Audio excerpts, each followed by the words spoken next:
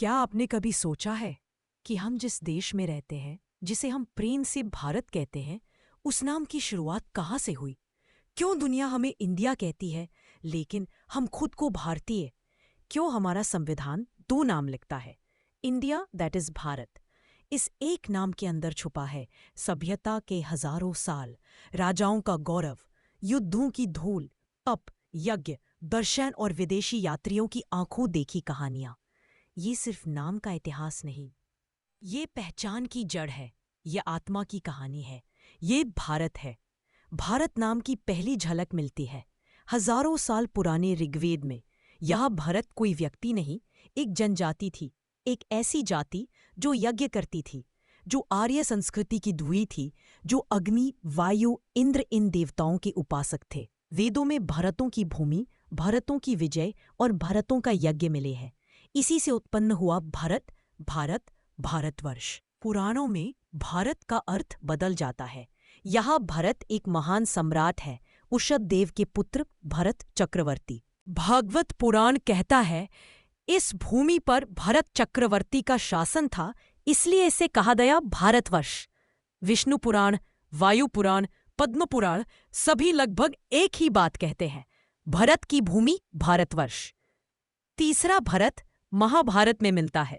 दुष्यंत और शकुंतला के पुत्र राजा भरत, उनके नाम पर भरत वंश हुआ और वही वंश बढ़ते बढ़ते इस पूरी धरती की पहचान बन गया। आज भी ग्रंथों में मिलता है यह भूमि जहां भरत वंशज रहते हैं वही भारतवर्ष है। भारतवर्ष कोई छोटा प्रदेश नहीं था। प्राचीन ग्रंथों के अनुसार उत्तर में हिमालय, दक्षिण में समुद्र और पूर्व पश्चिम में एक विशाल महाद्वीप यानी जम्बूद्वीप का दक्षिणी भाग। भारत नाम एक मनुष्य से निकलकर पूरी सभ्यता की पहचान बन चुका था। मध्यकाल से पहले भारत को एक और नाम दिया गया, आर्यावर्त, यानी वह भूमि जहां आर्य स्थायी रूप से बसते थे। लेकिन भारतवर्ष इससे भी अधिक व्यापक था। संस्कृति और वंश सबको जोड़ने वाला नाम। जब फारसी भारत आए, उन्होंने सिंधु नदी को कहा हिंदू, क्योंकि उनकी भाषा में स ध्वनि ह बन जाती थी। सिंधु हिंदू, हिंदू हिंद, और धीरे धीरे पूरी भूमि को कहा जाने लगा हिंद। तुर्कों और मुगलों के आने के बाद हिंदुस्तान शब्द लोकप्रिय हुआ, विशेष रूप से उत्तर भारत के लिए। लेकिन मंदिरों, आश्रमों, गुरुकुलों, पुराणों और हिंदू साहित्य में नाम अब भी वही लिखा जाता था, भारतवर्ष। विदेशी यात्रियों की नजर से भारत 2300 साल पहले सिकंदर के समय यूनानी लोग सिंधु नदी को कहते थे इंदोस। उनके इतिहासकार मेगास्थनीज ने अपनी प्रसिद्ध पुस्तक इनविका में इस भूमि को लिखा इंडिया। यहीं से यूरोप, मिस्र, रोमन साम्राज्य और पूरी पश्चिमी दुनिया हमें इंडिया नाम से जानने लगी। अरबी और फारसी ग्रंथों में सैकड़ों साल तक यह भूमि लिखी गई अल हिंद। इस्लामिक यात्रियों ने हिंद नाम का भरपूर उपयोग किया। अल बिरूनी, मसूदी, इब्न बतूता सभी ने भारत को कहा अल हिंद। फाहियान और हुएनसांग दोनों ने इस भूमि को कहा इंतु या यिंतु, जो सिंधु के इंदु इंद उच्चारण से जुड़ा हुआ नाम था। जब पुर्तगाली, डच, फ्रेंच और अंग्रेज भारत आए, उन सभी ने इस भूमि को इंडिया कहा। उनके मानचित्र, दस्तावेज, जहाजों के रिकॉर्ड, हर जगह नाम लिखा जाने लगा इंडिया। यही वह समय था जब इंडिया नाम विश्व भर में स्थायी हो गया। अंग्रेजों ने पूरे उपमहाद्वीप को एक प्रशासनिक नाम दिया, ब्रिटिश इंडिया। उनके कानून, पासपोर्ट और अपनी अभिलाषों के रिकॉर्ड, टैक्स दस्तावेज, कंपनी रिकॉर्ड, राजपत्र, सब पर एक ही नाम इंडिया। स्वतंत्रता आंदोलन में यह नाम फिर उभर कर आया।